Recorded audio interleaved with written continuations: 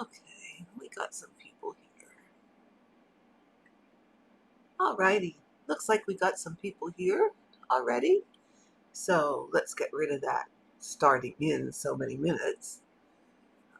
Just wanted to give you all a heads up. So hello everybody, and we are back following my hand surgery, which I am still in a splint.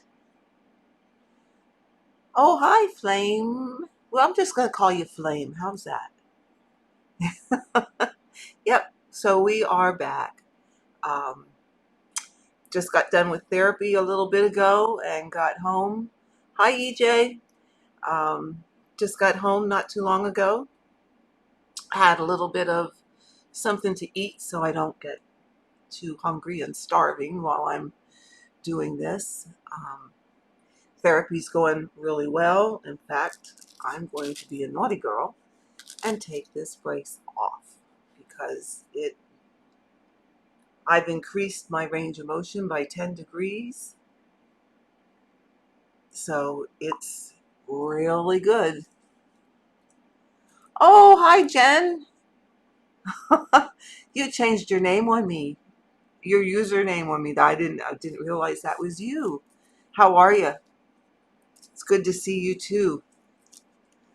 It's good to see everybody again. Finally, we can get back to some decent stitching. And actually, truth be told, I've really been kind of stitching a little bit all along. Um, when there's a will, there's a way. You're not going to keep me from stitching. Hate to say it, but yeah, Jen, my hand is great. I still have just a little bit of pain right in here, but hopefully that will go away. They showed me pictures of the scope, from the scope that they put in, and oh my, it was nasty. It was really nasty. It was inflamed. The whole wrist joint was inflamed and had debris in there that needed to come out. And I'll tell you what, it feels 100% better already. So it's just a matter of getting my range of motion back and my strength back, and we'll be good to go. So I thought we'd talk a little. I can't remember who it was. It was somebody on Jules's stream was wanting to know how to do the sewing method of cross stitching. I for the life of me can't remember. So I thought for this stream we'd oh yeah, Jen, I think stitching is going to be way more comfortable. Way more comfortable. But I thought for this stream we'd talk a little bit about the sewing method and how to do that. Um, it's really not hard. There are several different ways that you can do it.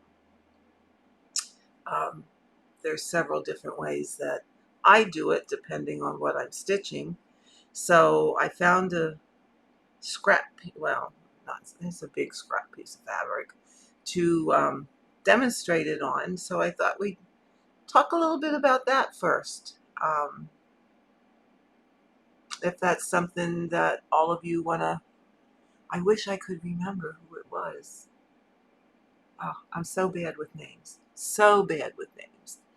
So let's switch cameras here. And I'm going to give you this one. And I'll still hide up here in the corner. How's that? How's that? And we'll do a little bit of how to sew when you're stitching. Now, I will say a lot of people prefer to do the sewing method by stitching in hand. Okay, not everybody, there we go. Not everybody uses a hoop. Um, you can do it either way. If you use a hoop, keep your fabric loose. You know what, Jen, it took me a little bit too for stitches. It takes practice to get your stitches to lay right. And truth be told, I'm still working on that myself. But there's different ways to do it. So maybe one of these different methods will help you with getting an even tension and your stitches looking better. Now, the first way I was taught, and I'm just gonna do an away thread here and keep that out of the way and come down. I'm gonna hold it in hand, and if you remember, we're going to, you'll still always want to start at a vertical thread. Okay. So the one way I was taught is to just kind of lay it over, wrap it around your finger. Hi, Joy. Oh, what is this thing popping up here? There we go. Haha, I am recovered. Thank you for asking. It's still going to therapy, but that's okay. Um, if you wrap your fabric around your finger a bit, what in the world is going on here? Something is popping up in my screen and I am gonna be annoyed here. I'm sorry about that, guys. I hope it's not my grandkids wanting to play Minecraft with me because, oh my God, they yell at me all the time. I'm not a video game person, but you know, grandmas do what oh, for God's sake. Let's just do this.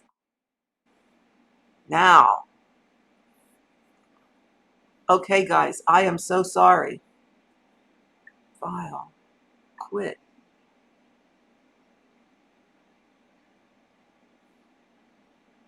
Hi, Daffy. Yes, I am doing fine, and thank you. Oh, good. You can't see anything on your end. Great, because something keeps popping up on my screen here. And there it goes again. I'm going to be...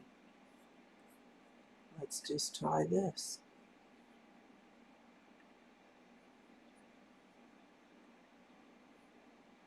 I'm getting really annoyed here. Hi, Sky. Hope you're doing good today. Okay, anyway, you want to lay it, the first way that I learned is to just kind of wrap it around your finger, okay? And then, of course, I'm going to do this as over 2, and I will show you over 1, but I'm just going to do my regular first half, okay?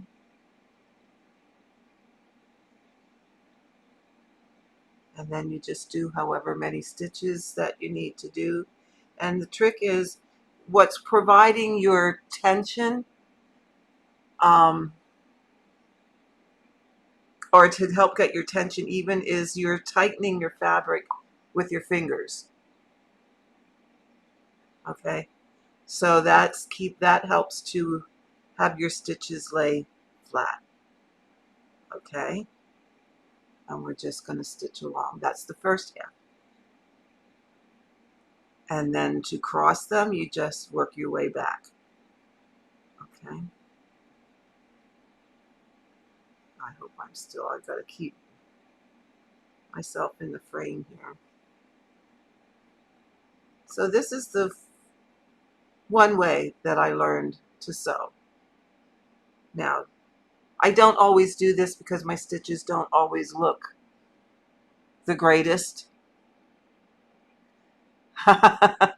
Yeah, you sometimes do stab your finger, but I'm going to show you a way that I like better. Okay, so then your second row, and I shouldn't have come up there, I should have come up down here. Your next row, you just drop down a row and do the same thing. Okay, you just work your way across. And the idea, I do kind of hit my finger And that's how I know I'm in the fabric or through the fabric, and then I just pull it up. Okay. And then just go back. So that's, well, and I missed the hole there a little bit, but oh well. This is just a demo. It gives you the general idea of what we're doing here. Okay. This is not my favorite way to do the sewing method. Okay. So let me just cut that off. And see, it gives you your up and down stitches on the back. Okay.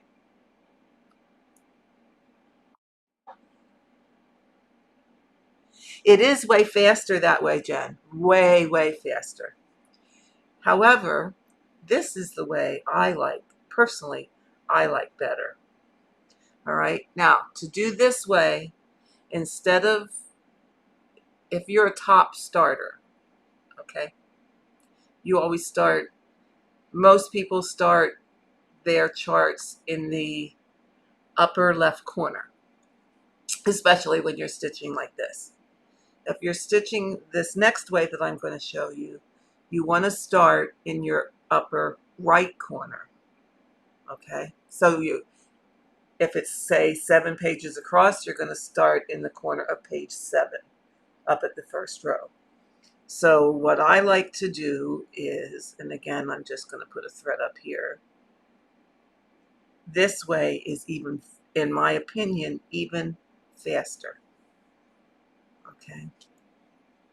All right. So I'm going to start, I'm going to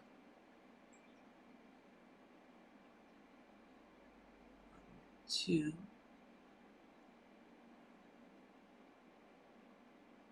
I'm going to go up 2 like this. So my starting thread is down in the lower left corner. I'm going to go to the upper right and come up in the upper left. Okay? All right.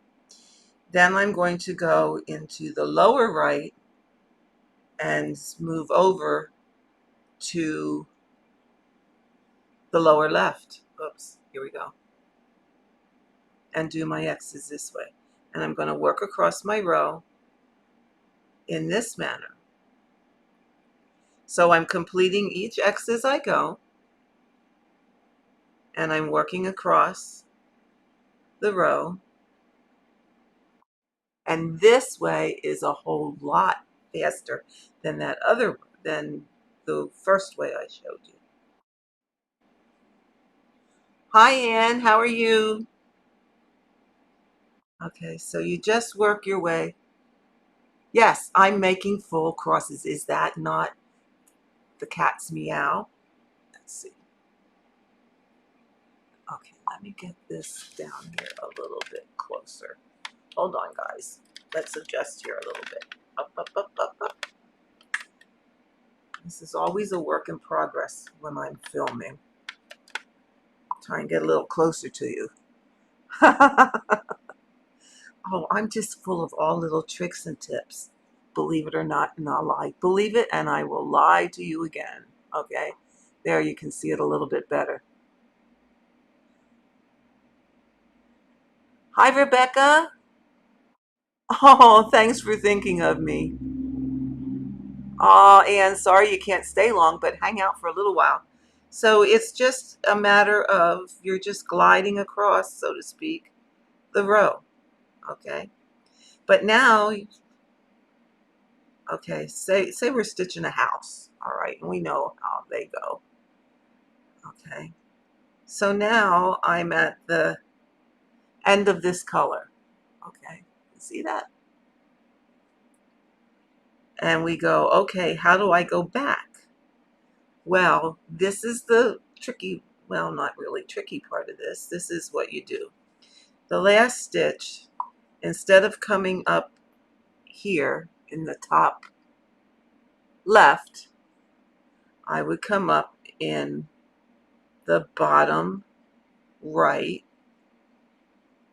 go down in the top left, and then what you do is you turn your work completely upside down.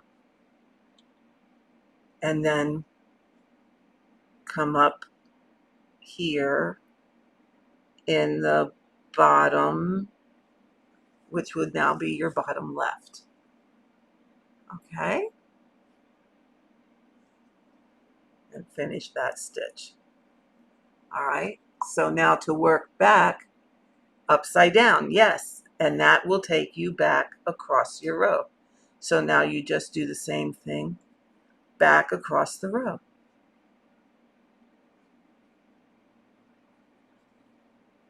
Okay? And I find, personally, I find doing it this way, my stitches do lay a bit neater than, oh, the angels are singing. Oh, Jen, you're funny. Oh my God, you're funny. I find my stitches lay nicer this way. Now, I'm going to go finish across here, and then a lot of people don't like stitching in hand. And you know what? Stitching in hand, it is pretty fast, and it really is. Stitching in hand is not my favorite thing either. I mean, bottom line is, I'm a hoop girl. I like hoops the best. So,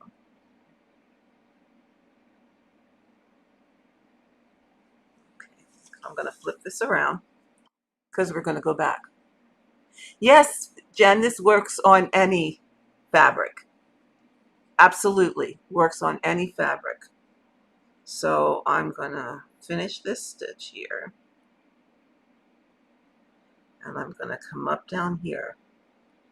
But now let's see the difference when I have one of these little plastic hoops. Now, a lot of people have these plastic hoops, right? Okay. Now, these are the kind that have that little lip on it. If you're going to use a sewing method, don't use the lip. All right? Flip it around so that the lip is on the bottom, because you're just going to put your fabric in here enough to hold it, and you really are not going to secure it tightly, so you don't need that lip. All right? So when you have it in the hoop, you want it to be, okay, to be bouncy. See, it's not tight. Not tight at all. Okay. But now this gives me, Jules, thank you. Oh, we'll get back to the pups. Thanks for hosting. And I'm looking forward to seeing how you like your Nurge stand. In fact, we can talk about that here too in a little bit. So now I have this in the hoop, and it's loose in the hoop. I mean, how can I hold this if you can see it? There. It's, you know, it's not tight. Haha. Yeah, Rebecca. Yeah, Jules, don't work too hard. We'll be thinking of you. So what I can do now is I have the hoop to hold onto, and I can use my fingers a little bit better. And I'm going to do this row again. So you want it flexible enough, because if it's too tight in the hoop, you can't work your needle as well. Okay. So you're just going to work it exactly the same way, except have a hoop on it. Oops, gives you something to hold on to. And when I was stitching samplers, I did this a lot. This is how I stitched them, and it is way, way much faster. Totally much faster. So you just do the same thing. I mean, the process is the same. It's just that you have a hoop to hold on to, and it makes working your fabric a little bit easier. Now this is 25 count mushroom lugana that I'm stitching on, and I really am only using one thread so that you guys can see what I'm doing, and hopefully you can see this okay. I think I have me zoomed in enough for you to see. Okay. And you just keep going, and the process is the same. It's just that you have the hoop that gives you a little bit more stability, and when I do that, I think my stitches lay nicer. Now, okay, this is all well and good for going across the row.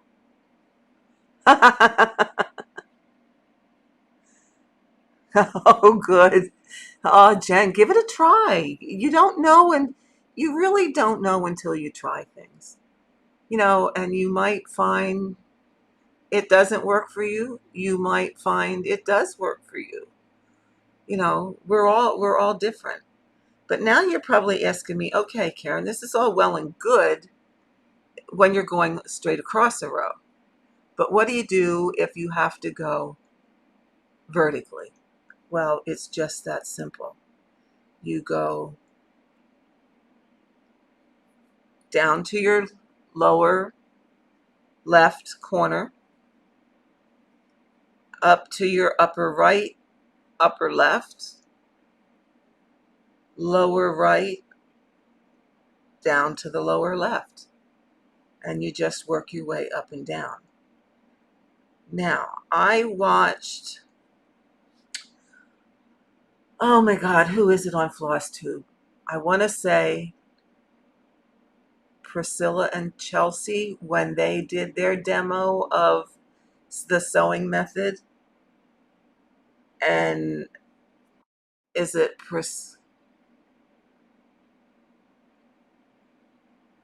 Yes, Rebecca, this is the sewing method. Yes, absolutely. Because what the difference is, the sewing method, all your all of your work is done on the top of the fabric, and you're not, sticking and pulling through. It's your thread is always on top. Now, I think it's Priscilla stitches all her things by going vertically. So say she had something that was solid stitching and needed to be filled in. Okay, now to do the next row over, you're going to go over, and then you're just going to go up. And this is way faster also when your thread is long enough that your needle does not unthread, because that happens to me all the time. It's getting too short here. I need a new thread. Okay, so then you'd work your way back up in the same manner as you worked your way down. Okay, come up there. This is the method I prefer, as opposed to what I showed you first. This is how I prefer to do it. Okay, so that's pretty much over to sewing method. It works on even weave. It works on Aida cloth. It works on linen. It works on whatever your little heart desires to stitch on. Okay, it's the method, not the fabric. Now, there is one more method that I used when stitching over two, and I also like this. And again, whichever method, if I'm going to do a sewing method, the method that I use really depends on what I'm stitching at the time. Okay, now this method, hey Sharon, how are you? This method, I found when I was researching how to stitch the sewing method over one, and I used it when I was stitching over two. No, the stiffness doesn't make a difference. In fact, I have a piece here I'm going to work on in a little bit, Jen. Um, that's on the 20 count gridded fabric. So that's a pretty stiff fabric, and I'll work on that in a bit. Um, but the other method you can use is, I found it when I was looking for over one, and I'm going to show you over two and over one. It is basically doing a okay. It's basically doing a continental stitch across your row. Okay. And I've used this at times. So you're getting that long thread on the back. Okay, it's like doing a continental stitch. So you're getting the, where are we here? See here, the elongated thread on the back. All right. And you work across however many stitches in that manner. And this one I definitely had, not. Go away, not. There we go. No, it didn't. There we go. This one I definitely had in a hoop because it was so much easier to manipulate it. Okay.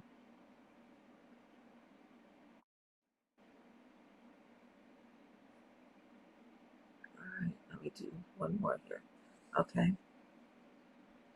So when you want to come back, you're going to go top right to top left. All right. And now, instead of turning your work completely upside down, you're just going to turn it like this so that your completed part of your X goes vertically. And then you're just going to go back and cross your X in this manner. Okay. Once again, this is another one of my favorite ways, again, depending on what I'm stitching, to stitch. So when I get to the end here, I'm going to turn it back. Where'd I go? There we go. To the correct orientation, well, to the initial orientation. And then I'm going to go and do the next row. Okay. This method I like. It goes fast.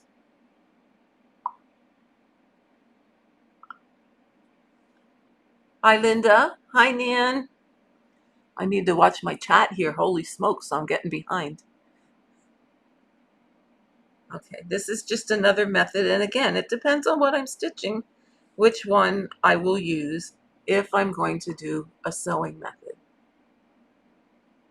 Okay. And then we'll go this way. So I hope you all are seeing this okay. Good, Anne, you're back. Yay. Okay. And see, you just can, well, Anne, you just go right ahead and, Sharon, you just go right ahead and lurk. I like lurkers. That's often what I do because I'm stitching usually while I'm here. Okay. So that is using that method over two. Now, if you look on the internet and you Google Ruth Sparrow, oh, Sharon, that's the truth. I am in such a dither about what to stitch on. I've been working on Stitcher's Retreat for so darn long. 4 years. 4 years. Okay, I did have a year off to do stockings, Christmas stockings. I am so tired of it. But on the other hand, I so want it done. And it's like, oh, I want to work on it and get it done, but I don't want to work on it because I'm tired of it. But then I pick up something else and I really don't want to work on that.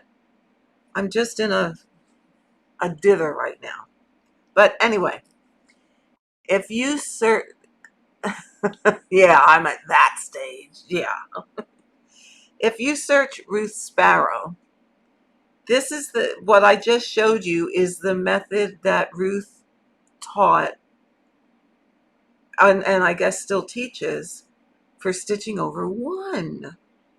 Over one, my friends, those of us that do the over one thing. Okay? So it works the same way, but let me see here. Where am I? Okay. Let's see. Let me go. Oh, look at that. If I move up closer. All right. So let's do some over one with this method. And you know what? If a heaven and earth would not have so doggone many color changes, I would be using this method.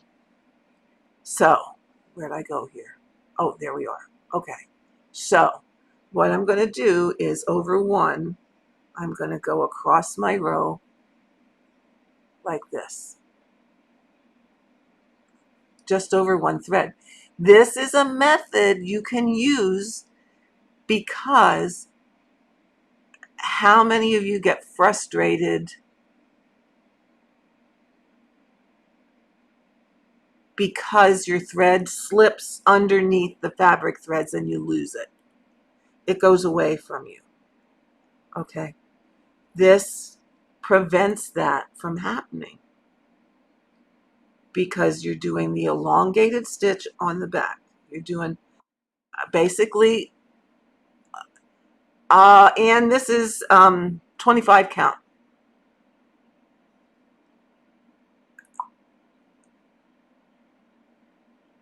You're doing basically a continental stitch across the row. Okay. Let's do one more. All right. So now I want to come back.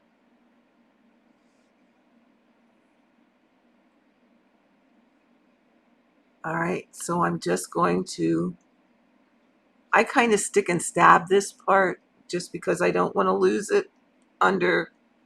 All right. So now we're going to come up here and we're going to do the exact same thing. We're going to turn it 90 degrees. All right. 90 degrees. And then we're just going to work our way back.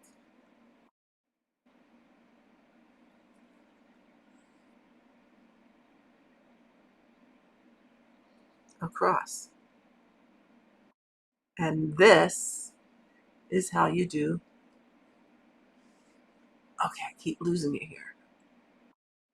I set up a little bit different today. I've never set up like this before, so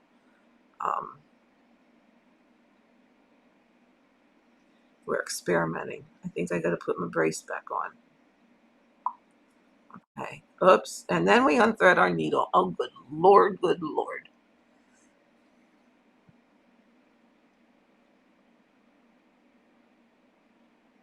Hold on a second. I don't want to overdo my hand. And let's put this back on and give it a little bit more.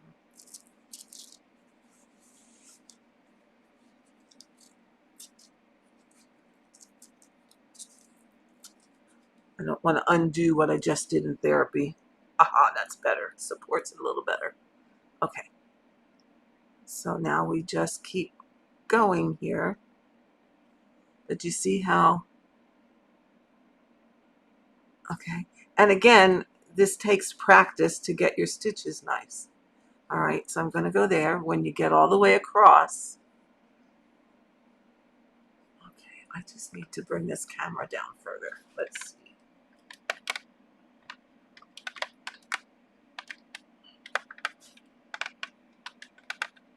I probably have it in front of my face now, don't I? Aha, there we go. There we go. Where are we? Here we are. Let's come this way a little bit.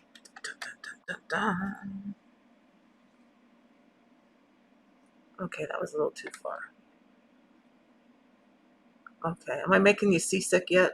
I'm sorry. Okay, here we go. Here we go.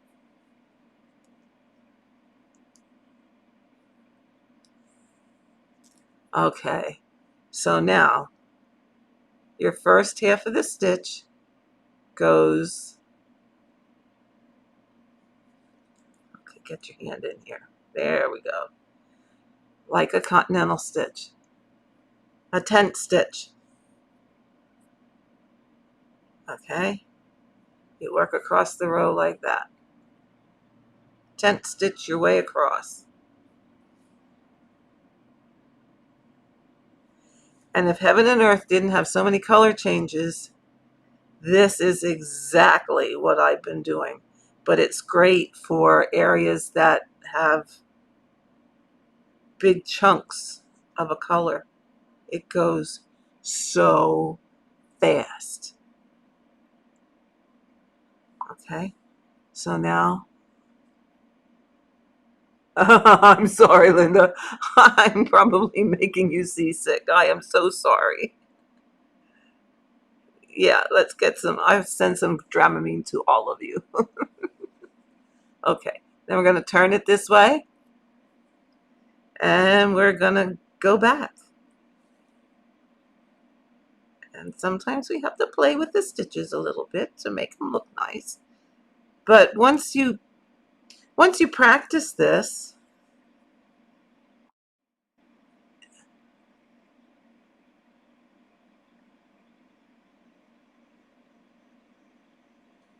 it it gets easier. Your stitches start to lay nicer.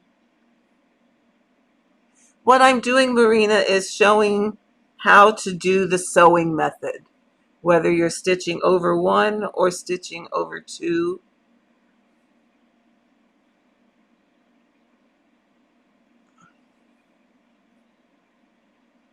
And of course, I should qualify with this is I really am not an expert.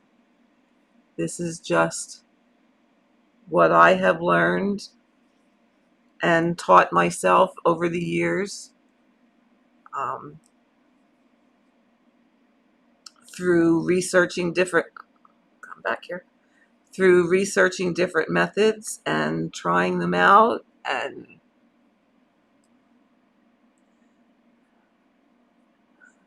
yes, I can see your comments.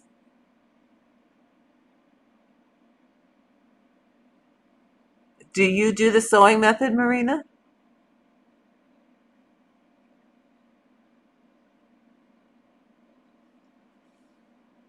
I mean, I would suggest that people try it.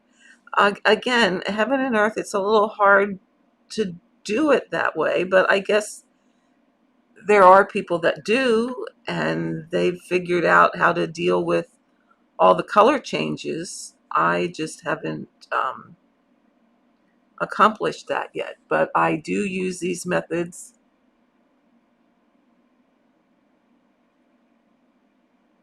Yes, yes, and I have done that on some of these stitches.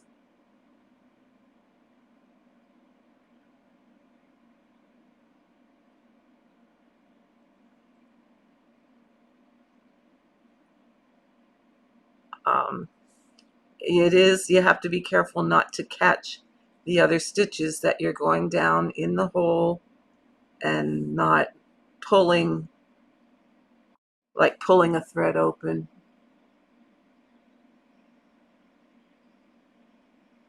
Yeah, this one is the method that Ruth Sparrow teaches, Marina. If you can Google Ruth and look under her stitching tutorials, and this is the method that she shows. Now I will show you something else while I'm thinking about it. Um,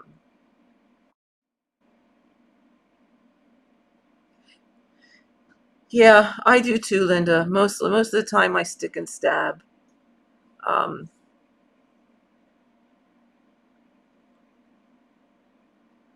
that is the method that my stitches do look the nicest, but I'm working on the sewing method just because I would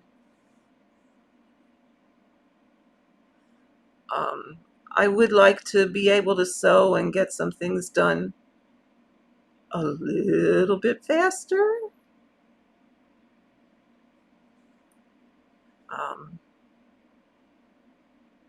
Because the work in progress pile is a little hard. Okay, now for stickers and stabbers, let me show you this. I showed this in one of my other YouTube videos, but let's repeat it here because it might just be a nice thing to do. When you're stitching 1x at a time, let's get this closer so we can see. Do you see, here we go, how your fabric thread, one goes vertical, the next one goes horizontal, next one's vertical.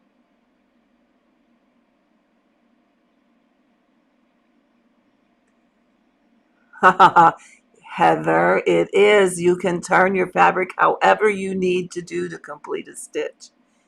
There's no police out there. Okay. So you see how the weave of the fabric, if you don't want your stitches to slip away under this weave, because we all know that that happens sometimes and it gets frustrating, what you do is complete the first half of your X. Okay. Now, if you took note, this one was on this intersection here that I just crossed was a vertical intersection. So what I'm going to do is my thread on the back carries the same direction as the fabric thread intersection.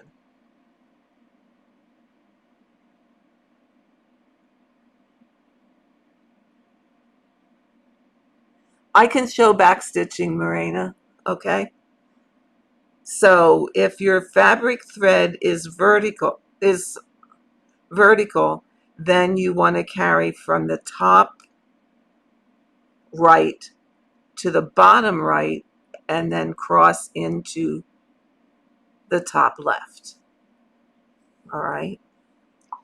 If your fabric thread is horizontal, which this next one is, see, it's horizontal, then I'm going to go top right, bottom left, and I'm going to bring my needle up in the bottom right, because that way the thread carry on the back goes in the same direction as the fabric thread that I'm crossing.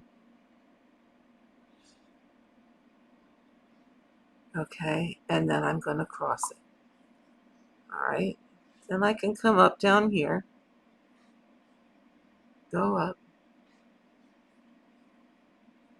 go to the bottom because this is a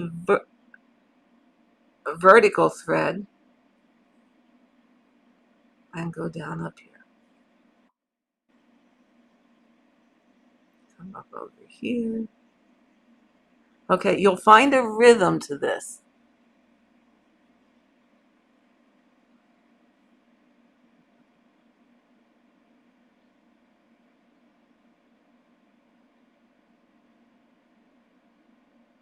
Okay, Joy, yes. You flip around from one to the other method. Yeah, I find myself doing that too. A lot of times you know what, it keeps it interesting that you don't get bored. Okay.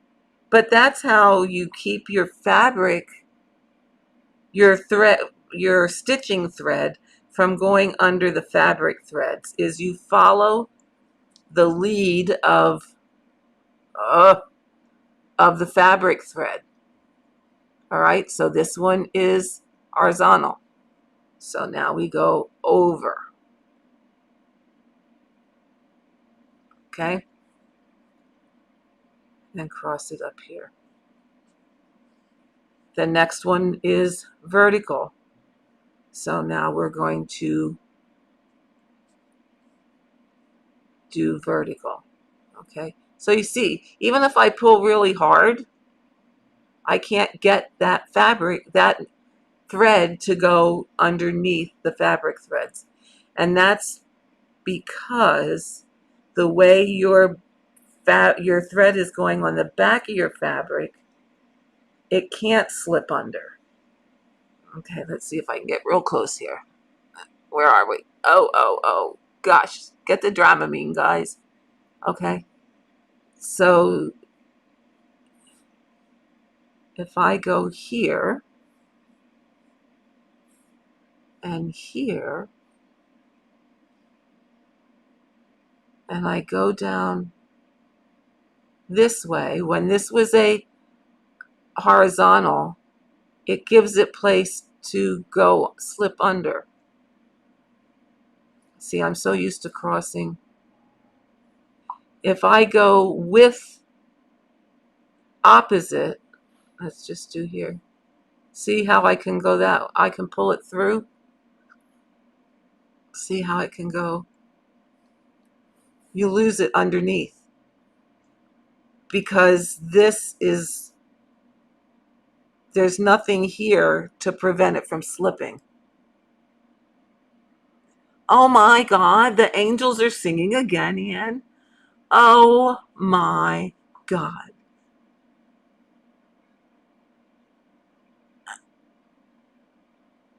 Yeah, it's if you look at the weave of your fabric and work with the fabric weave, you're not going to lose that thread.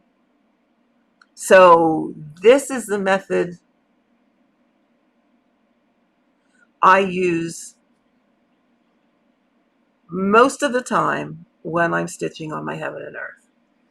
I will use this because it's not gonna slip away. And there's nothing more frustrating than those threads going underneath your fabric thread. Oh, look at all my little, this is my demonstration cloth. Can you tell? There's all kinds of junk on here.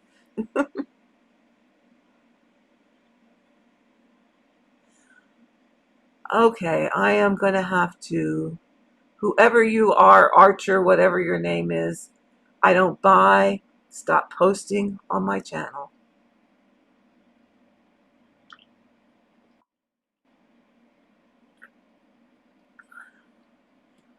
And you are so welcome.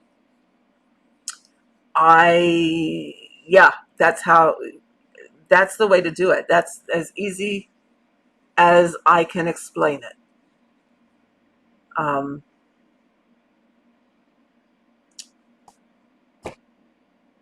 That's how to do the sewing method. I hope that has helped you guys. So now I guess I'll get my pandemic out. I have changed my mind a gazillion times on this one.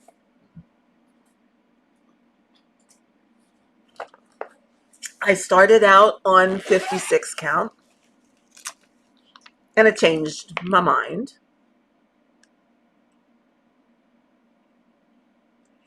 Yeah, I know it's a bot, Marina, but I just have to make that smart remark because I hate when they do that.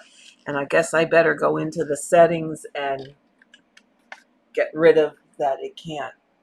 Okay, I'm going up here so that we're not covering my face because I'm just gonna stitch a little bit. So you guys can help me decide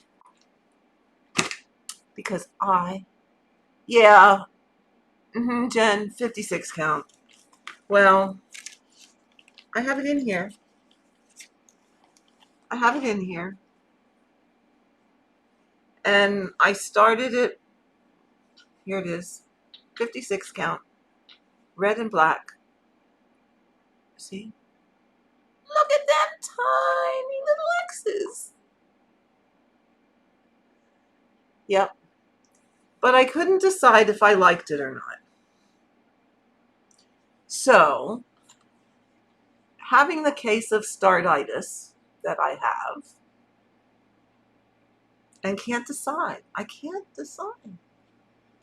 So I did this, and I was like, oh, I just don't know. I just don't know. I just don't know. Okay, so that's one.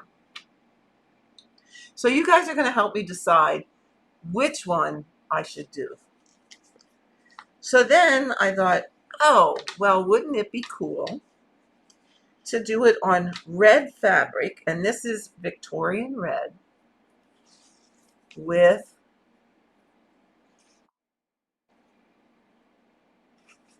3856. Okay, so let's get that closer so you can see. There we go. Victorian red with 3856. So that's how much I have done of that one. I'm not sure if I like this either. I can't decide. Hi, Pascal. Thank you. I'm glad to be back. I'm glad to be back. I really am. I missed you guys. So then I went to option number 3. Oh, good God. So this is option number 3. It's 28 count white Lugana stitched with, I think it's 321 red.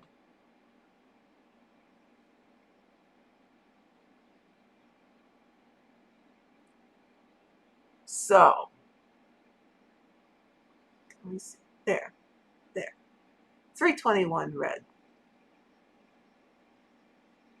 So now, vote. Which one do I do? I can't decide. Yeah, me too. Me too. Now I will show, oh, let me show you this. I used the Ruth Sparrow method on this one, and that's on this part here. So that's how your back will look if you do that sewing method.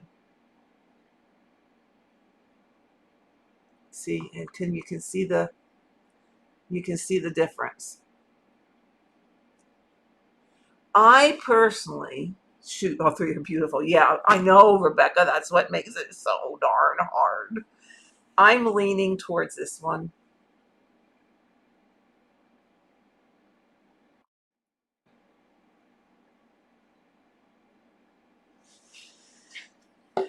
You like this one, Ann?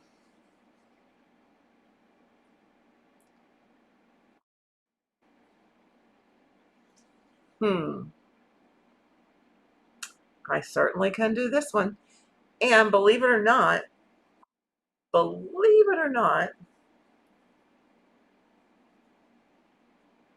black with pops of red. Okay. I'm using DMC on this, believe it or not. On 56 count, 1 strand of DMC works just fine. Because if you do the math, it's the same as 28 count over 1. You like the combination, Dan? You like this one that I'm holding up now? Okay. Works for me. I like them all. But I just didn't know which I could settle in for the long haul. And it really isn't going to be, oh, you can't see. Can you see? It really isn't going to be that terribly big on here. This piece of fabric is at best like a 20. Number 3 for you, Nan.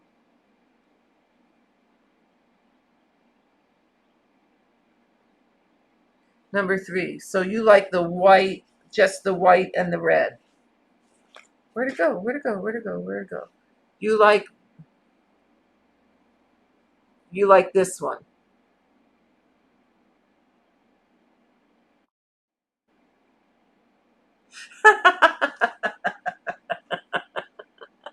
Oh, yeah. Just do them all.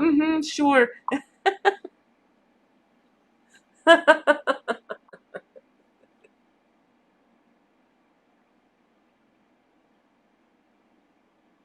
I'm leaning towards the white and the red.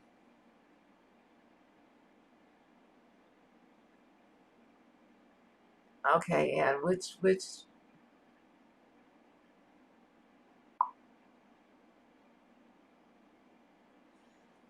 the 321. I'm leaning towards this one.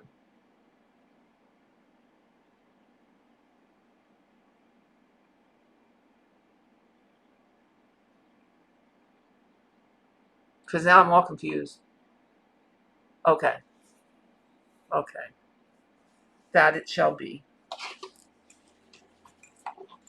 This one, I think, if I would have used maybe B5200 instead of 3856, it would have been better. This one, I'm not so sure I can handle 56 count for the long haul because this puppy's big. Which one, Sharon? How's about this one? And hello to the hubs.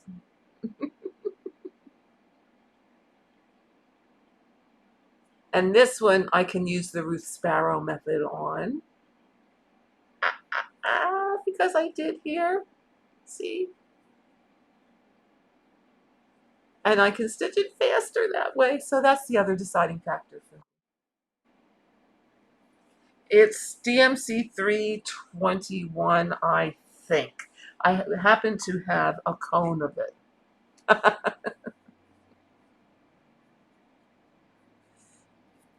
I happen to have a cone of it. So that's the other deciding the other deciding factor. But being the indecisive person that I can be, I keep them all. It's only one thread, man. 28 count, one thread over one. That's what I do. Yeah. So I'm trying to practice that Ruth Sparrow method so that I can get better at it. Because for these one color designs, the monochromatic, that's an awesome way to stitch. It goes so much faster than sticking and stabbing. And I think what I was doing here is I didn't have a hoop on it. I was doing it in hand. Oh, I know. I don't want to go back, Sharon, to 2 strands of floss. I can't do it anymore. I mean, I can do it, don't get me wrong. But I so prefer 1 strand of floss. I just can't see me doing 2 strands. Uh-oh, the frog was there. We'll kick him out to the curb. Just kick him to the curb. Okay, put a pond in your garden and tell him to stay outside. Oh, the crazy frogs.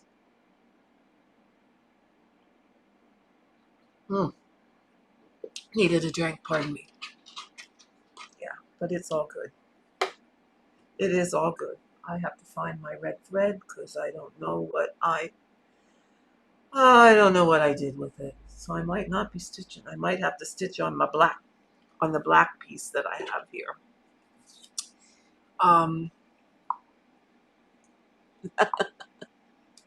Hi Val. I have black thread, so I might have to stitch on this one for a while, and I will save Pandemic for a little bit later. But that stitching jewels, it's all her fault. All her fault. She went and had to talk about all these Ronnie Rowe designs. And Sharon, I think you're working on one, aren't you?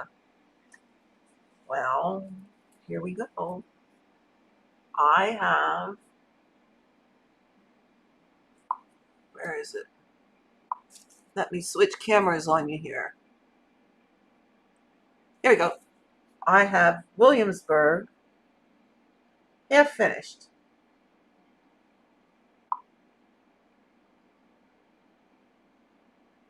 There we go.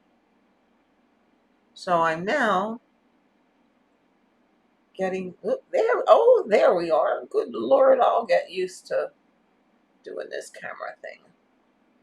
There we go. So I guess I'll work on this for today. And of course, to answer your questions, I was sewing on this. I put it in my hoop, but I was using the sewing method as opposed to sticking and stabbing. Yeah, I really, really like, okay, I like Ronnie Rowe's designs so doggone much that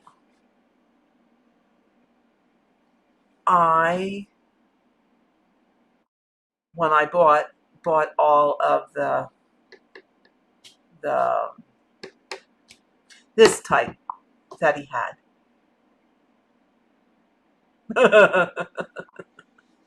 Yes, it's cross stitch. Yes, it is. Hi, Toria. Oh my goodness, I see lots of new people here today. That is just awesome. Nancy.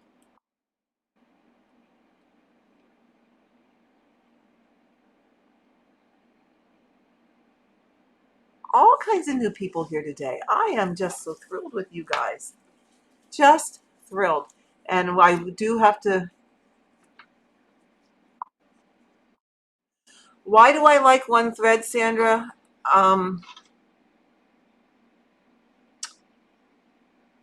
Mainly because I think my stitches lay better.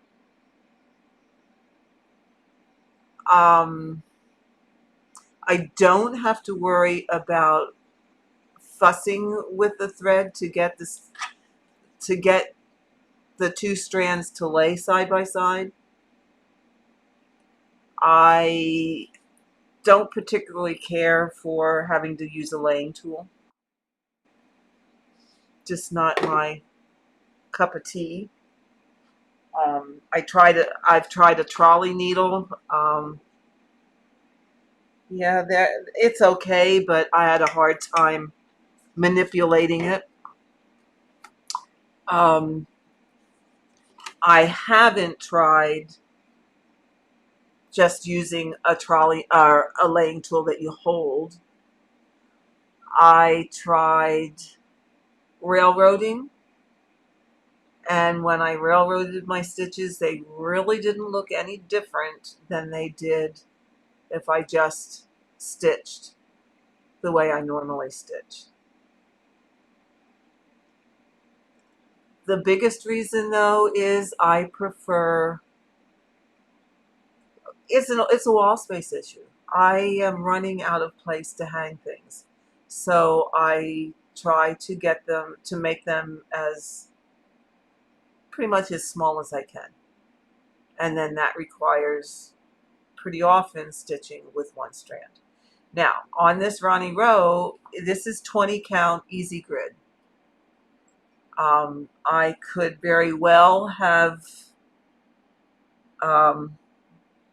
used two strands. But I do like the look of one strand of floss.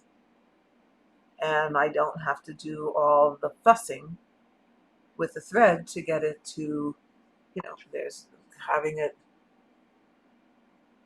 having those threads lay side by side, that they aren't twisting on each other. Yeah, I just find it a lot easier. There was a time where I didn't like stitching with one thread, and there was a time I didn't like stitching over one. You know, that's back in the back in the cave days, a long time ago. I mean, I've been stitching since I'm 21 years old. Um, so it's been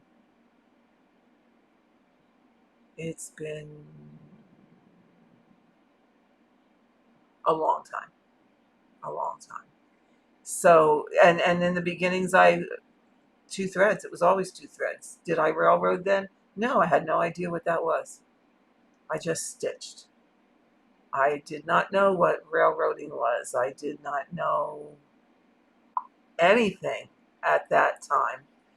Um, so it's, I really am self-taught. Really have taught myself much of what I know, or it's been experience that,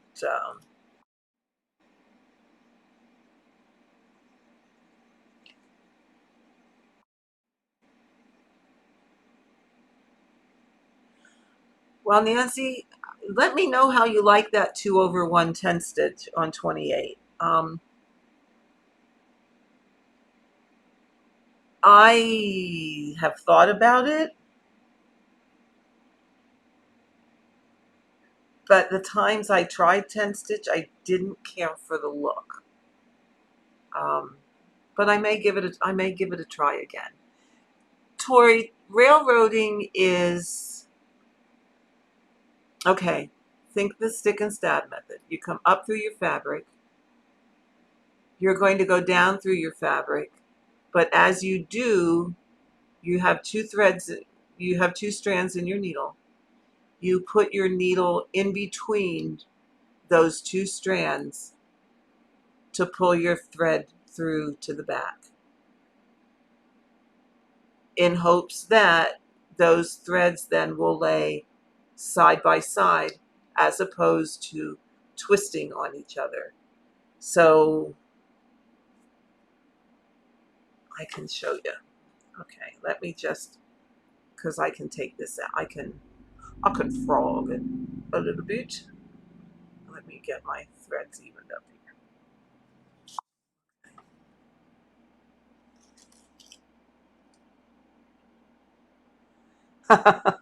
Yeah, Nancy, let me know how it goes. That would be my thing. I would want to cross the X's. Okay. This is railroading. All right. Railroading is you come up through your, well, I can find the hole. You come up through your fabric. Okay. You got two strands here. See? One, two. All right. To go down through your fabric, you put your needle between those two strands, like so, and pull it through. And I'm going to make a mess here first, so that they lay side by side. Okay? You do the same thing when you do the top cross. Let me go back up here. Oh my God, I should put my cheater glasses on.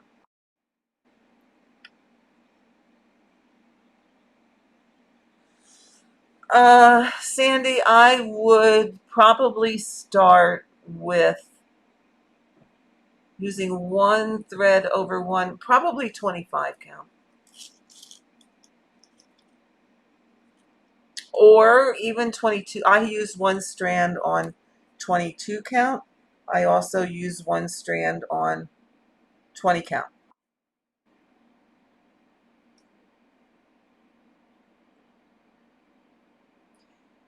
Well, Tori, you've come to the right place then.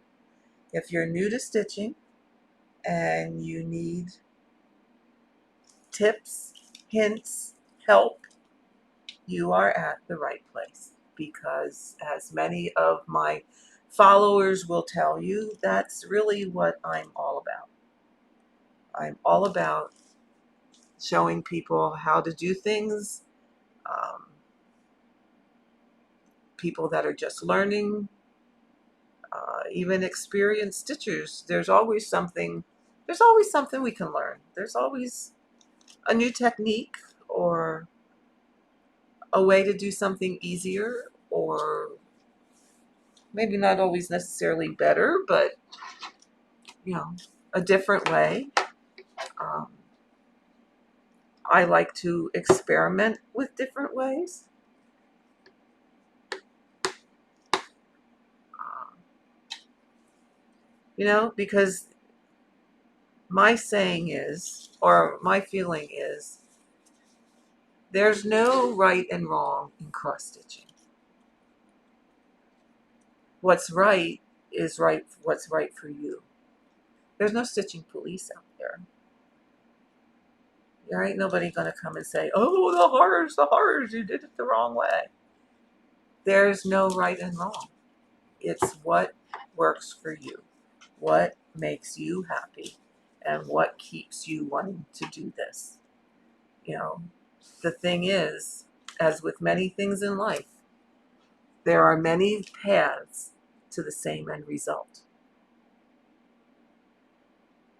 Think about that. You see it all the time.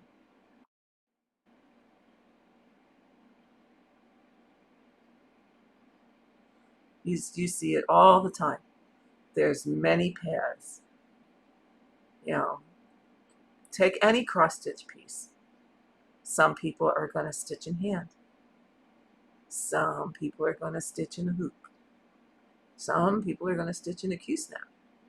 Some people are going to stitch on a scroll frame. Some people are going to stick and stab. Some people are going to sew. But you know what? We're all going to have the same finished project when it's done. So there's many ways to get there. What you need to find is the way that's right for you. That takes some experimenting. You try different things. And what I do and what I say may not work for you. But you may be able to take a little bit of what I do or a little bit of what somebody else does and come up with a method that is yours and makes sense for you and works for you. Why have I switched from using a scroll on a floor stand? Well, to be honest, and I am brutally honest, people will tell you that.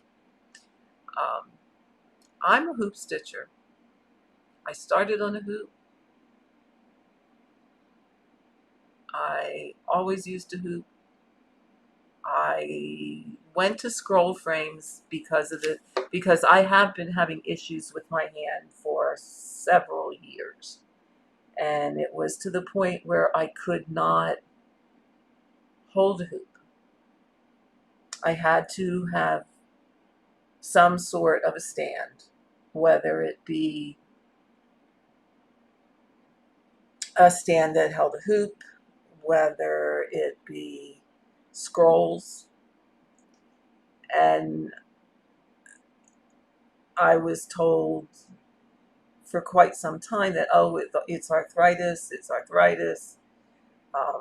So I thought, okay, I'm going to bite the bullet. I'm going to get the scroll frames. I'm going to get the stand, and I'm going to stitch that way. And I did it because basically I had to. I liked the scroll frames I had. They're the best scroll frames out there. I liked the stand I had. But my heart is using a hoop. So, yes, my thumb was arthritic. It was terribly arthritic. It was bone on bone. I had no cushion synovial fluid cushion left between the bones in my thumb. So last year, I think it was last year, about this time, I had basal joint surgery on my thumb. And that was much better. However, what it did, and we thought it was just all in my thumb. However, what it brought the attention to is that my wrist. As I was doing therapy for my thumb, there were things I couldn't do because of my wrist. And the doctor kept writing it off to it's arthritis. And we went the course of immobilizing, and I wasn't thinking fast enough at that first appointment where he wanted to immobilize it to say, but ho, wait a minute here. We've just been in a cast for 6 weeks. That's been immobilized. And this hurts worse now than it did before it went in the cast. So we then tried injections, and that eased it some, but only for a little while. Within a month, it was right back to feeling the way it did before it was injected. So with that, I finally was able to convince him to do an MRI. And the MRI showed that I had a lot of inflammation, that I have a torn ligament. So essentially the surgery I had is the same surgery they do in your knee for a torn meniscus, only this was in my wrist.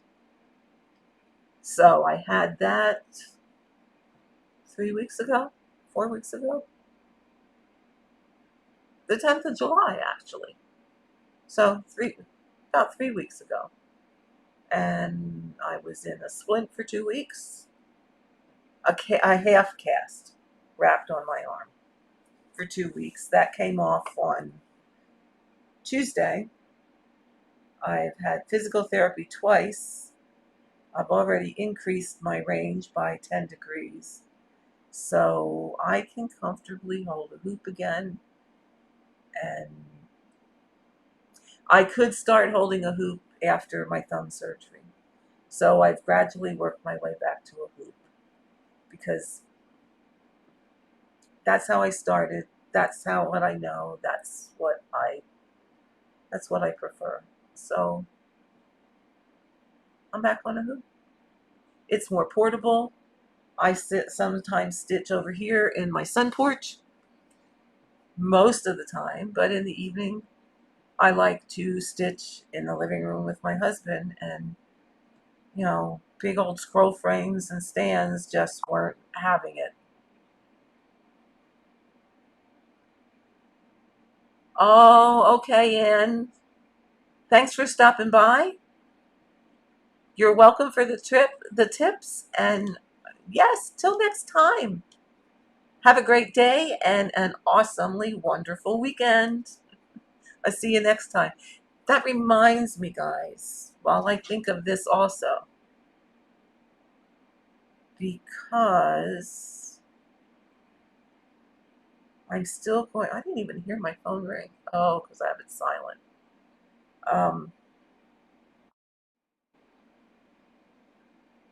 Tuesday next week, I have therapy again at 11 o'clock in the morning. So my stream probably will not be until the afternoon. And then I also have it, okay, my streams will be in the afternoon. Okay.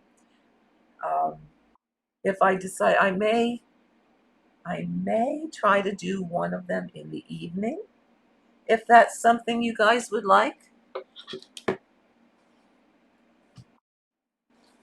Yeah, Jen, yes, I will. In fact, I have my Heaven and Earth design on my Nurge frame now.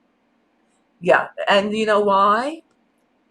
And this is a tip for you guys that do Heaven and Earth designs.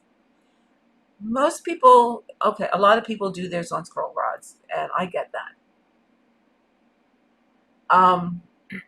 Yes, Brig, I'll talk about my spreadsheet. I will absolutely do that. Most people start their Heaven and Earth designs at the top and work to the bottom. And yes, a lot of people do them on scroll frames. I get that. But a word of advice for those who don't use scroll frames and who do stitch with a hoop, I would highly recommend starting at the bottom and working up. And that's the reason I have my hoop on the Nurge, is because I started at the top, worked down. Now I have all that finished stitching at the top. And believe me, it's heavy. It's very heavy.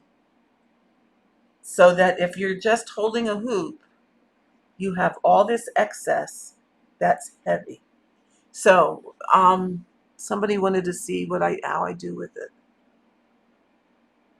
Let me move you out of the way here so I can get up. Da, da, da, da, da, da, da. And I'll put you back in a sec. Okay. And we'll talk about my Nurge and a spreadsheet. Oh.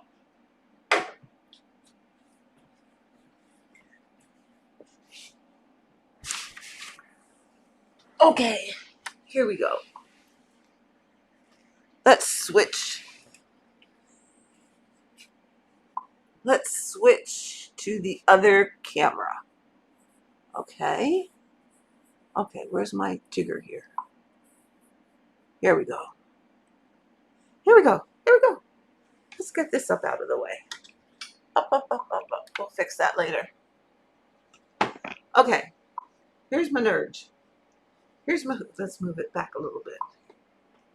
Okay. Oh, I'll get used to this yet. All right, here's my Nurge. Here's my hoop. I made these little things, and all they are, yes, Tori, I'm streaming on Facebook as well as Twitch at the same time. So you might not see all the chat. Okay. This is just, I bought the heavy duty magnets on Amazon. And I just made them like this, one in each end. This is just like a tube of fabric, one on each end. Okay. And then, okay, let's go down here a little bit so I can, and then I just wrap it around and put one end on and put the other end. Okay. Do you have three hands? Okay. Anyway, I just wrap it around and connect them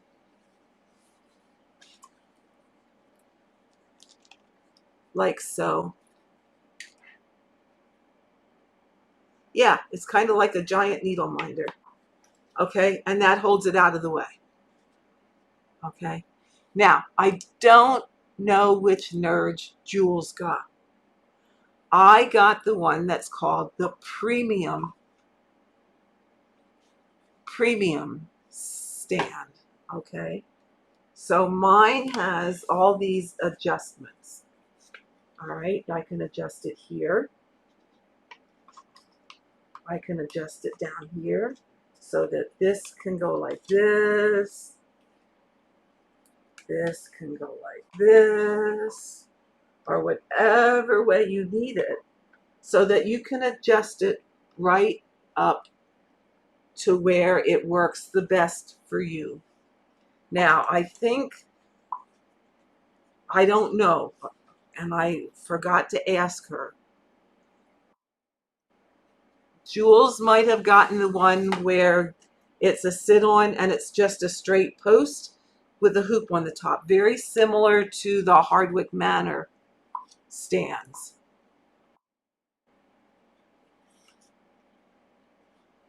But this is the Nurge that I got, which is far more adjustable. I can get this right up close and personal to do my stitching. And you can use any hoop with this, with the Nurge stand, Sky. You can use the, I have Nurge hoops. That's what this is. Okay. This is where you attach your hoop, and it just fits on and you tighten it. If I wanted to, I could put this plastic hoop on. You can use Hardwick Manor hoops. What you can't use is Q-snaps. It will not hold a Q-snap. Okay? But let's just put this down a little bit like this. But what you do is put your hoop in like this. Okay? Not this way. This way. And you just tighten this screw. It tightens down on it.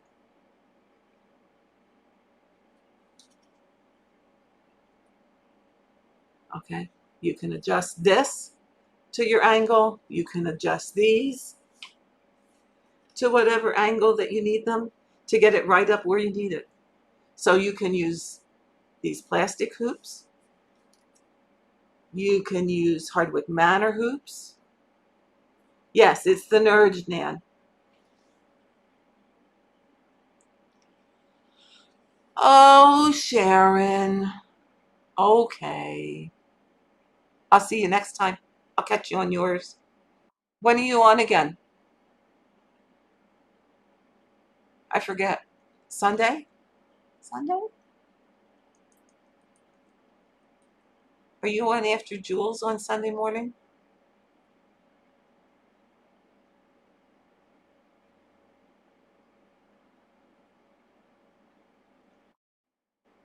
I forget.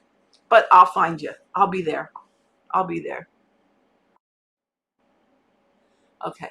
So it will take any hoop, but it must be a hoop. No Q-snaps. I'm sorry. No Q-snaps. You have a great day too, Sharon, and a great weekend, and I'll catch you Sunday. Okay. See you then.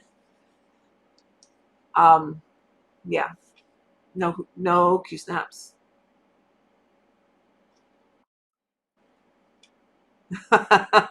Yeah, that's right. Jules does pass the baton to you. Yeah.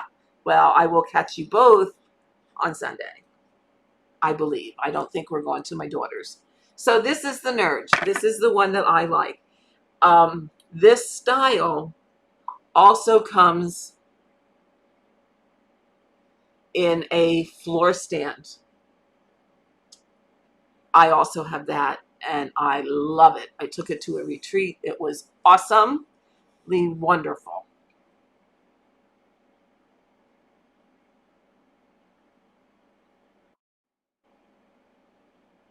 Oh, okay, Holly. I'm going to try doing it in the evening then.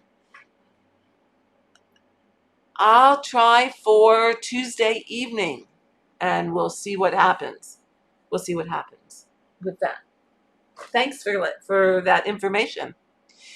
Tori, I bought the stand from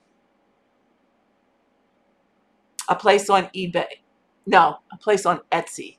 And if you just go onto Etsy and search Nurge, Nurge stands, you should find it. It should come up for you. Um, Off the top of my head, I can't quite remember. What is that? Let me look.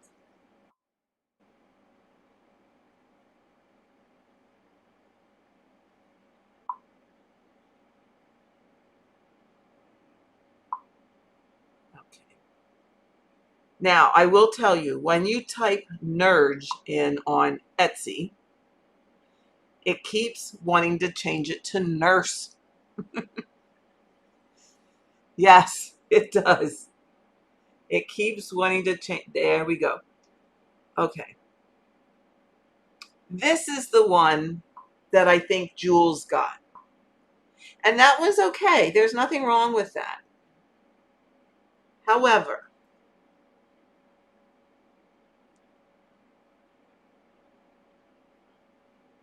this is the floor stand that I got.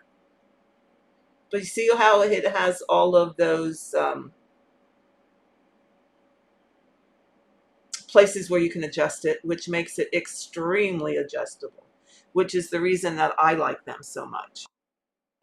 And the place, ooh, oh, this is a different seller than what I got mine from. Uh,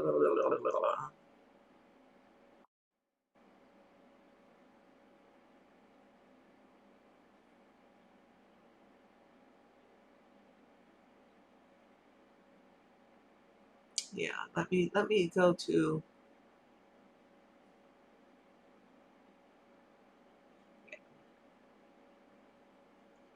And this is the seat stand, the one that I have my, ooh, my heaven and earth on. This is the one that you sit on. And the prices are really reasonable. This one's $45. Now, you can buy them on Etsy. I do think Amazon also has them, and they are a bit more expensive on Amazon. Yeah, the floor stand on my Amazon,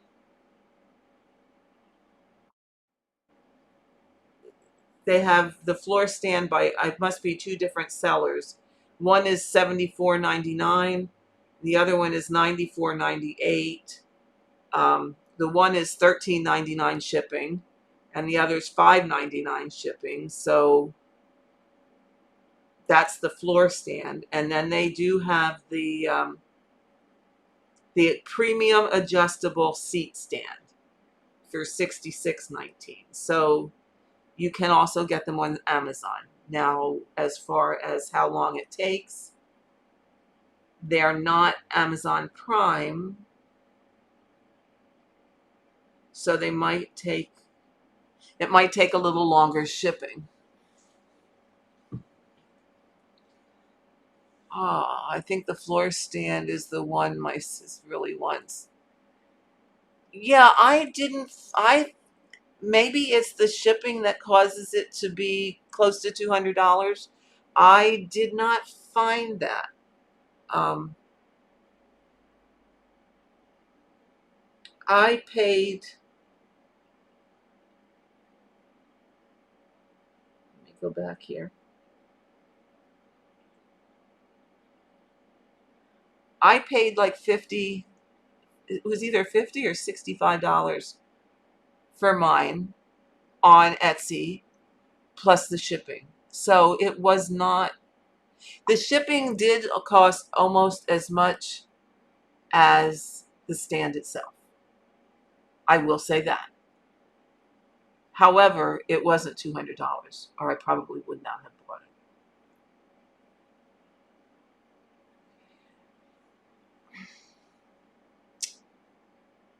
it. I don't know, Sky, if you would say it's similar to a Lowry.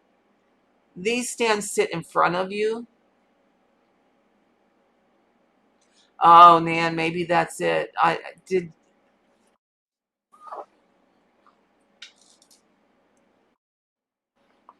Oh, was she looking at the Mark II?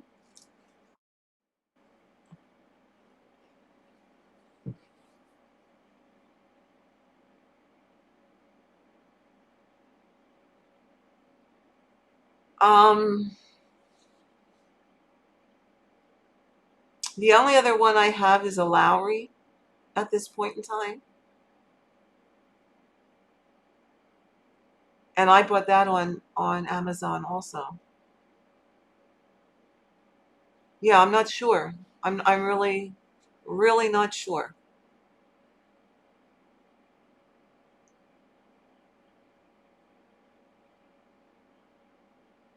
And I think there is also a shop in the UK that sells them. I think you're right, Nan. Um, but I can't quite remember the name of it. I mean, this shop that they're showing on here now is not the shop that I bought it from. And I can't quite remember the name of it. Is that not terrible or what?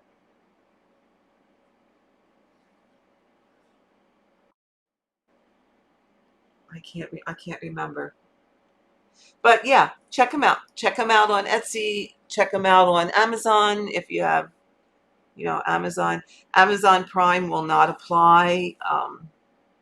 You will have to pay shipping. But like I said, the one that I just saw on Amazon was only $5.99 for shipping, which, wow, that was cheap because I paid as much for the stand, as much for shipping as I did for the stand when I got mine. And I think mine came right from Turkey, which is, I believe, where Jules's came from. Yeah, but check them out. They're worth it. I love them. I use it a lot. Um, I took the floor stand to a retreat with me, and it was fabulous. Because I have trouble sitting in a straight back chair, I took um, I took one of those camp chairs that you fold up and fits in a cover that, like, you take to soccer games or wherever. So I took my camp chair and I took my floor stand, and that's what I sat in, and I was so comfortable to stitch. I could have stitched all day long in that with that setup because I could adjust the nurge to get it to right where I needed it to be able to stitch and not have to fuss with it or sit in an uncomfortable position. It was wonderful. Okay, so let's move quickly before I forget about it because it's still that, you know, old lady head.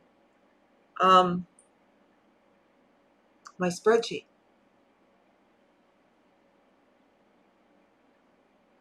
My spreadsheet that helps me track. Now I use this in conjunction with Pattern Keeper. Okay, and it's based on Prig, that's cool. It's based on Pattern Keeper. Okay, so you'll get to see how many days I did not stitch on Stitcher's Retreat this month. But let's back up here. Let's back up here a little bit. I started doing this back in March. And in March, I decided I was going to, okay, let me put this camera back. Okay, let's switch off here again. Because then I don't, oops, sorry, wrong one. Because then I don't have to hold it up in the air. What? Which way? Which way? Which way? Okay. This way? No? This. Okay, I'm going to make you seasick here. Here we go. What is that glare? There we go. Okay. All right. Let's move me out of the way. Let's get rid of me for a while. Okay? Then you can see. All right. So what I did is, first column is the date. The second column is what's my personal goal for everyday stitching. So here I wanted to started out doing 550 a day, and then let's do 600. Okay. Next column is, let me see, I can't remember. Okay. Next column is, I put in this number 260,229 because that's how many stitches I had left to complete when I started doing this spreadsheet. So if I did 550 stitches, to have achieved that goal, I should have done 260,779. Okay. My actual stitch count, okay. Oh wait, I'm losing you here. All right. I didn't this is where I started and I didn't stitch. So let's move down here a little bit.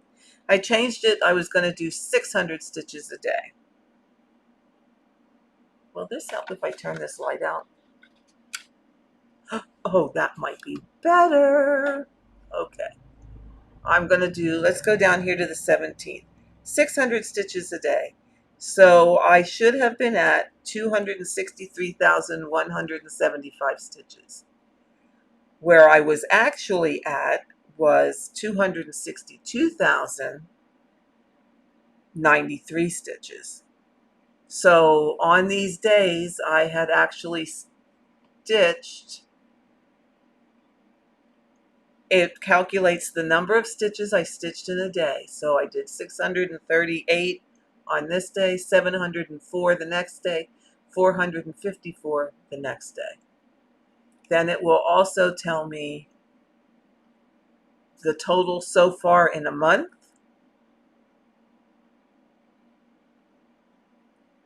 and how many stitches I have left to stitch.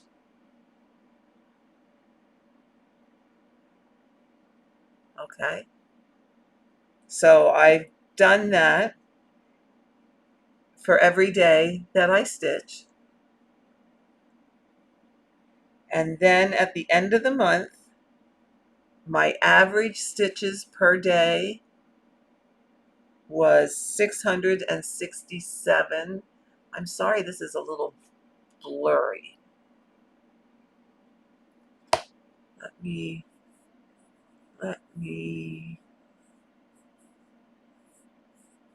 oh, where's my, here we go.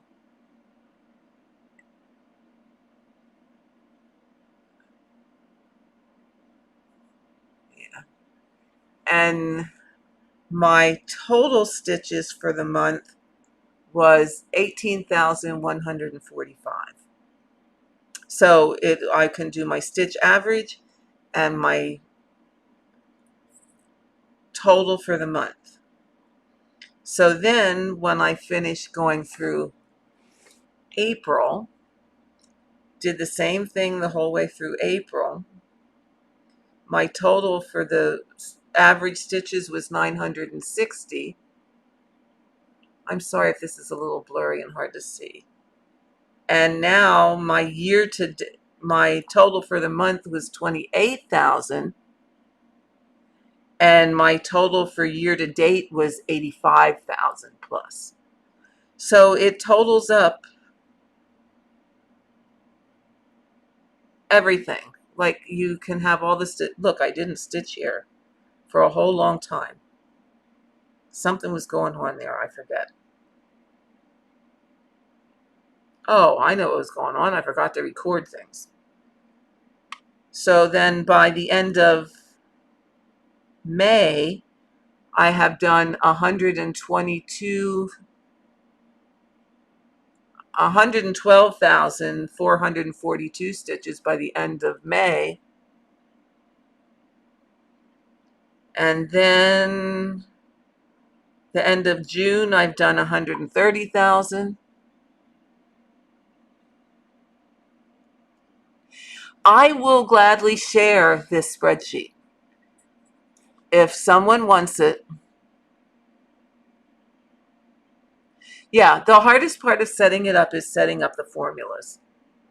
Um, but once you have the formulas in, it will calculate.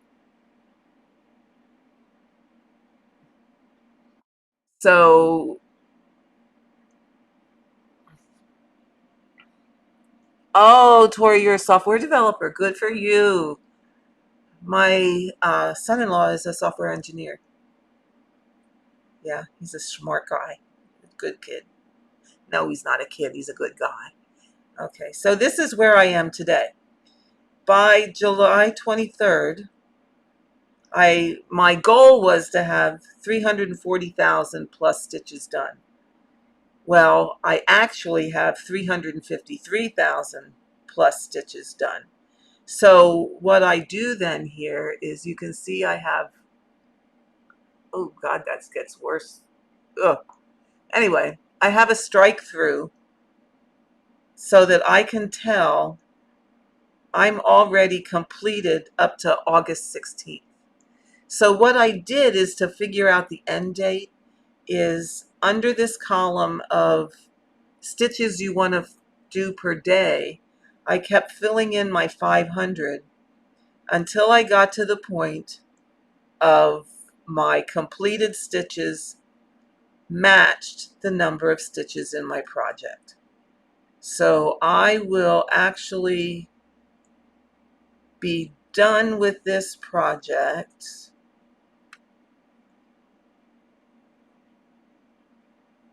somewhere around April of next year.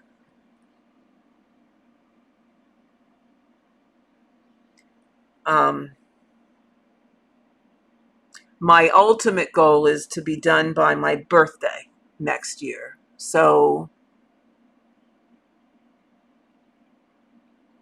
that's my spreadsheet, and that's what I use. I am willing to share. So if anybody would like a copy of this, a master copy of this, if you just send me an email to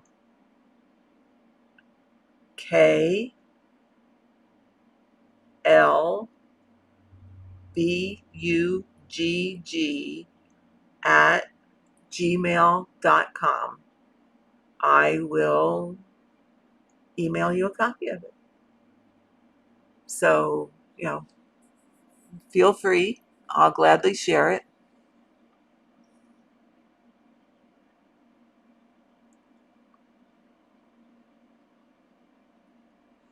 Oh, Tori, that's nice of you. If someone would like Tori to make a sheet, she will also do that and share. 5 classes shy of a degree. Oh, good for you.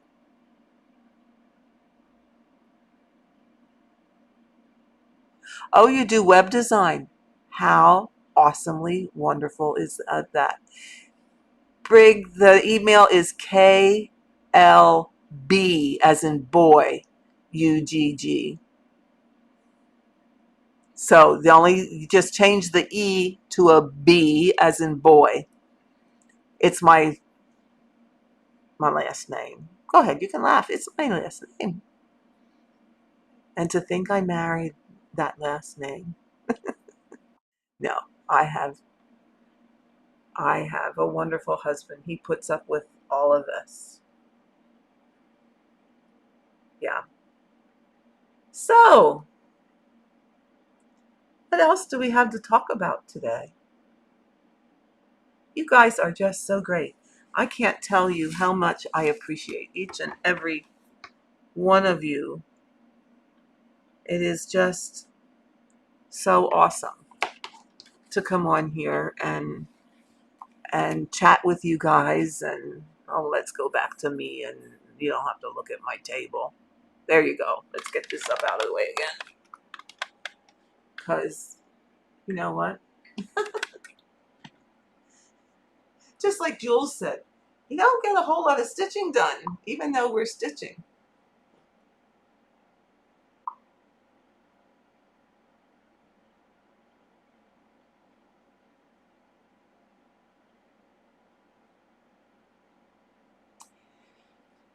Um,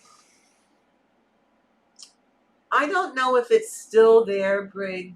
Um, okay, Blitz Stitch. Blitz Stitch had made a spreadsheet that does all kinds of calculations, and you just put in the information, and it calculates that end date for you. Um, for me, I found it a little bit complicated. I'm just trying to think. I'm trying to remember if he has his in the Heaven and Earth group. I can't remember. Oh my God. See what happens when you get older? Your brain goes to mush. But he had one. Let me look in the files there.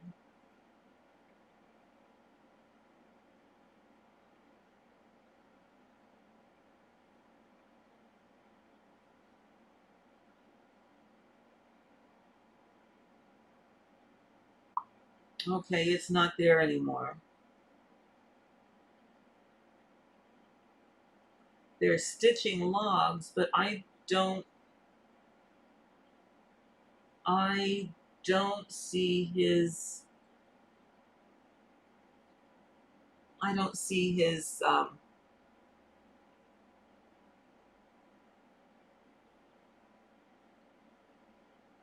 oh joy. I'm so glad you enjoy spending time here. That's wonderful. You know, yeah, I understand. I understand. Already disabled, homebound. It's already hard for you, isn't it? And then we add all this pandemic stuff on top of it. It has to be it has to be very difficult.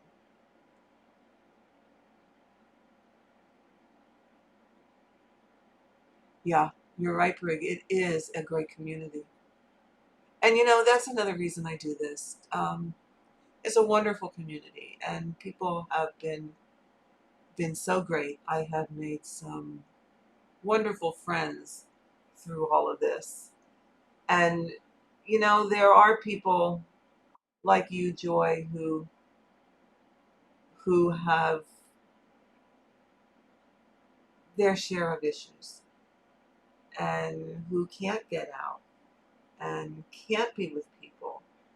And this is just such a wonderful way to, and you, Sky, and to be part of a community and to not feel so isolated and alone. Um, we're here for each other and we need to support each other. I firmly believe in that. Um, I really do. It has to be hard. Fortunately, yeah, I have my issues with my hand and whatever, but um, I'm not homebound. Okay, I'm homebound right now because of all the virus stuff, and we are self-isolating most of the time. We go to see my granddaughter, or my daughter and my grandchildren, um, but that's pretty much all we do. I joke and say, I joke and say we're Mr. and Mrs. No Life because that's about what it is. My husband spends the he spends the day at the kitchen counter reading books off of his Kindle, and let me tell you what, $10 a month for Kindle Unlimited is the best money I ever spend because it keeps him happy all the time. And I'm here in the sun porch, either stitching or YouTubing or streaming. And now that things are getting a little bit more back to normal with this hand being done, and have a couple weeks of therapy yet, but that's going to be pretty short-lived, so we can get back to a regular schedule and stream. So that will be fun. And oh, Joy, I'm glad we made you laugh. That's awesome. That is so great, because you know what? We are here to boost up each other. Yeah. We are here to be kind. There's, oh, I could get on a soapbox, but there's enough unkindness going on in the world today that, this needs to be a place where people come and they can feel safe and they can have fun and we can laugh and we can stitch and, just share each other's company. That's what we need to do. And yeah, a great bunch of people. You guys are the best. You're awesome. And Tori, thank you.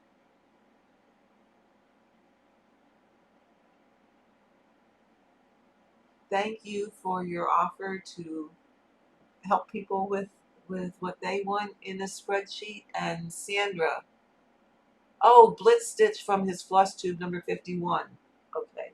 Ah, I know what I forgot to tell you. Holy smokes, I almost forgot it. This is my Loose Associations. Floss tube number 51 reminded me of 56 count linen. It's not linen. It's an even weave. It is not linen. Let's be clear on that. Not linen. It is a 56 count even weave by Swigert. I was told by Needle in a Haystack in Alameda, California, that it is no longer available in the United States. I guess because there was not enough demand for it. And you know how it goes. People don't want to buy stuff. They're not going to sell it here. However, one of my followers on Twitch, or was it YouTube? She might have been on YouTube. Her first name is Kay, and gosh, it's only I can't remember her last name, but that's neither here nor there. But I want to thank her for taking the time and trouble of finding out what she did. She spoke with Jean Lee at the Attic in Arizona. People who stitch samplers know all about the Attic, because that is the sampler place of the world. She has amazing inventory there. I've never been there, but boy, everybody drools. Everybody that has comes back drooling. Jean was able to source 56 count evenly. So if you have an interest for that, contact her at the Attic and let her know that you're interested in it. And if enough people contact her, she may very well stock it. As far as I know, if she does that, if there's enough interest and she does that, she will probably be the only place in the States that carries that 56 count even weave.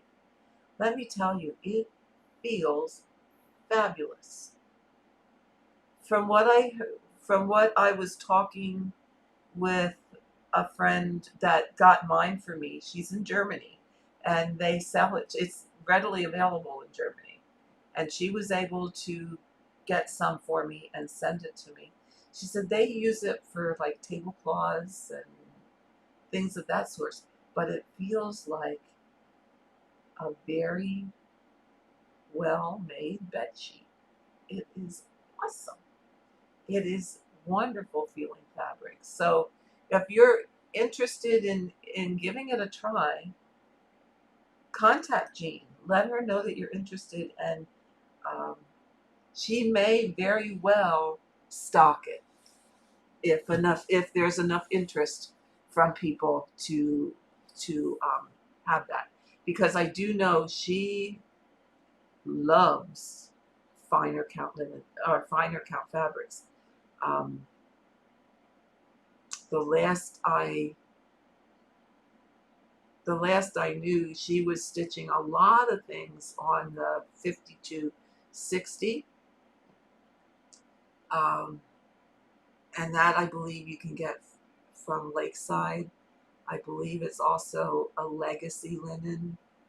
Sesame seed is a 50 count linen, and she loves those linens and stitches it with Tudor silks, because that's the very, very fine silk that they use on the finer count linen. Um, I didn't have any trouble using DMC on the 56 count, as you saw. I mean, I think it looked fine. Um, but if you're interested in it, do contact Jean at the attic, and she can maybe source it and stock it, or she does know where the source to get some is, but she may very well stock it if enough people are interested. So you can let her know. Okay. So, anybody have any questions that I can answer for you, or anything else you want to talk about? I'm kind of running out of things today.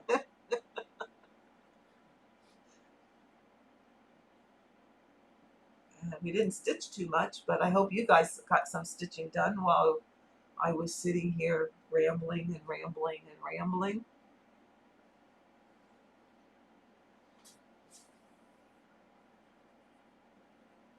Aw, yes, Joy, you have found your tribe. Absolutely.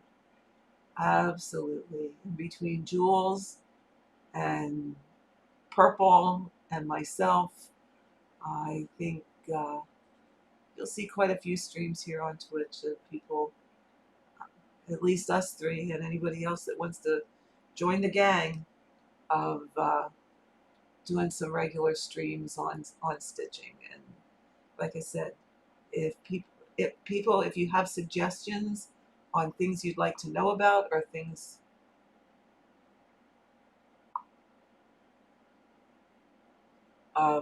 just let me know. I mean, I will gladly demonstrate things for you, show you how to do things. Like I said, I don't profess to be a professional, but I've been stitching a very, very long time, since the cave days, and I can certainly love to help you out. Yes, I'm still kind of doing cross country, Jen, but I'm confining it to an area. Like I don't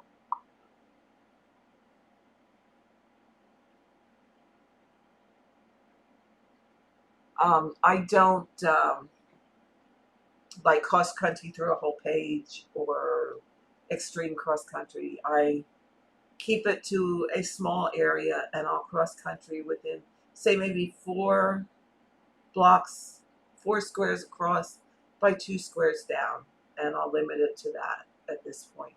Um, I have just found diagonal is great. Diagonal stitching is wonderful. I I just found that by working in sections, it goes a lot faster for me.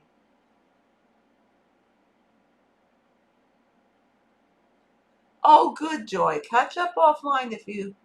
I'm going to try and do some in the evening. I'm Eastern Standard Time, and I'm thinking about doing some in the evening. So you might be able to catch them depending on the time. Yeah, Jen, I think I will still do some Stitch with Me's. Absolutely. Um, it's kind of nice doing these because it gives me more to talk about.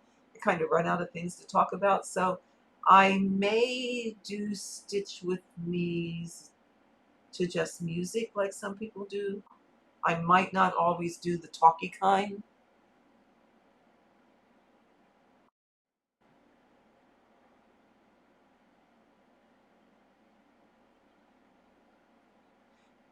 You're right, Holly. It does limit the length of your diagonal. It is a lot of hoop moving to do diagonal in a hoop.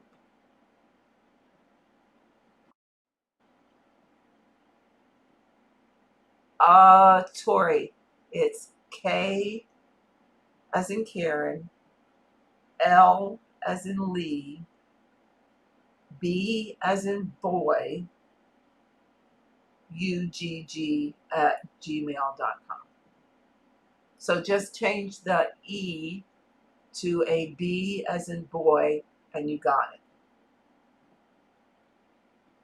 Jen, you're 6 hours ahead. Okay, so if I do 7 o'clock in the evening, you'd already be at 1 a.m. Hmm. Hmm. Now you got it, Jen. That's right. Totally right. So, yeah. Um, like I said, I have therapy on Tuesday, hand therapy again on Tuesday. That's at 11 o'clock Eastern Time. I get home a little bit after 12. So I'll put a schedule up. I'll put a schedule up. I think we'll look at, for you guys in the UK, probably for me to do it in the afternoon my time. It's still early evening your time, and you can catch it. But I will look at doing some later in the evening to catch people in Australia and other parts of the world. Oh, these time zones, it's so hard to catch everybody. But we'll try. We'll try. So I think with that, guys, we're going to call it a day today. Like I said, you now have my email. If you have suggestions on what you'd like to see, what you'd like to talk about, um, yeah, Jen, we can catch up later. That's true. That's true. Um, but if you have suggestions, if you'd like to see things demonstrated, if you'd like to talk about certain things, pop me an email and I would be happy. Or if you're listening from YouTube, put it in the comments and we'll try and cover and talk about the things that you want to talk about too. You know, I'm all about stitching. It's my passion. It's my life since retirement. And I love it and I do it every day. So with that, my friends, love you all. I hope you all have a absolutely wonderful weekend. Um, get some stitching done, and I will catch you all next time. It is my pleasure. Um, I'm glad to see you here, and I'm going to look for you all on Tuesday about the same time as today, and I'll try and work out an evening stream for those who can't catch me. So I'll say goodbye to all my stitchy friends. Thank you so much for coming by. Okay, till next time.